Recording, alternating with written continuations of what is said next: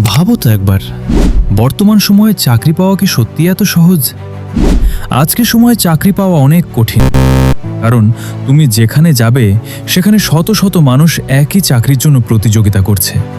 আর অনেক সময় দেখা যায় মাত্র 15,000 টাকার চাকরির জন্য মানুষ দৌড়াচ্ছে। কেউ কেউ তো আবার সেই চাকরি পাওয়ার জন্য ঘুষ দিতেও রাজি হয়ে যায়। কিন্তু আমি বলি, এটা জীবনের সবচেয়ে বড় ভুল হতে পারে। আজ আমি তোমাকে এমন 2টি বিজনেস আইডিয়া বলবো, যা ঠিকভাবে করলে তুমি শুধু নিজের আয় বাড়াতে পারবে না, বরং একসময় অন্যদের চাকরিও দিতে পারবে। Idea 1, salon business. তুমি হয়তো খেয়াল করে দেখেছো, যখনই তুমি কোনো চুল কাটার সেলুনে যাও, প্রায়ই সেখানে ভিড় লেগে থাকে। একটা সেলুনে সাধারণত 3 থেকে 4 জন নাপিত কাজ করে, আর সারাদিনই কাস্টমার আসে। আমি তোমাকে নিজে চুল কাটতে বলছি না, আমি বলছি বিজনেস করতে। যদি তোমার কাছে কিছু টাকা থাকে, তাহলে তুমি কি করতে পারো? একটি ছোট দোকান ভাড়া নিতে পারো। চুল কাটার জন্য প্রয়োজনীয় সবজ জিনিস কিনে রাখতে পারো। তারপর একজন দক্ষ নাপিতকে কাজের জন্য রাখতে পারো। ধরো দিনে সে 1,000 টাকা আয় করলো। তুমি তাকে 500 বা 600 টাকা দিলে তোমার কাছে থেকে যাবে প্রায় 400 থেকে 500 টাকা। মানে তুমি নিজে কাজ না করেও দিনে 400 থেকে 500 টাকা আয় করতে পারো। এখন চিন্তা করো, যদি তুমি এমন 5টা সেলুন খুলতে পারো, তাহলে দিনে প্রায় 2,500 টাকা আয় হতে পারে। মাসে সেটা দাঁড়ায় প্রায় 70,000 থেকে 75,000 টাকা।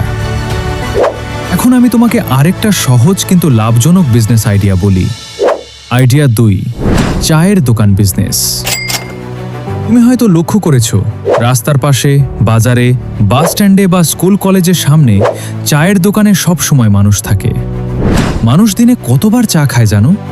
কেউ 2 বার, কেউ 3 বার, আবার কেউ 5 বারও খায়। মানে চায়ের ব্যবসায় কাস্টমারের অভাব হয় না। তুমি কি করতে পারো?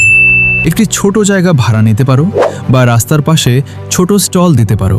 চা বানানোর জন্য প্রয়োজনীয় জিনিস কিনতে পারো। তারপর একজন চা বানানোর লোককে কাজের জন্য রাখতে পারো। ধরো দিনে দোকানে 1,500 থেকে 2,000 টাকার চা বিক্রি হলো। খরচ বাদ দিয়ে যদি 600 থেকে 800 টাকা লাভ থাকে, তাহলে তুমি বসে থেকেই দিনে ভালো টাকা আয় করতে পারো। এখন আবার ভাবো, যদি তুমি এমন 3টা চায়ের দোকান চালাতে পারো, তাহলে দিনে প্রায় 2,000 টাকার বেশি লাভ হতে পারে। মাস শেষে সেটা দাঁড়াতে পারে প্রায় 60,000 টাকার কাছাকাছি। এখন তুমি নিজেই ভাবো, 15,000 টাকার চাকরির জন্য দৌড়ানো ভালো, নাকি এমন একটা ব্যবসা করা ভালো যেখানে তুমি নিজেই মালিক?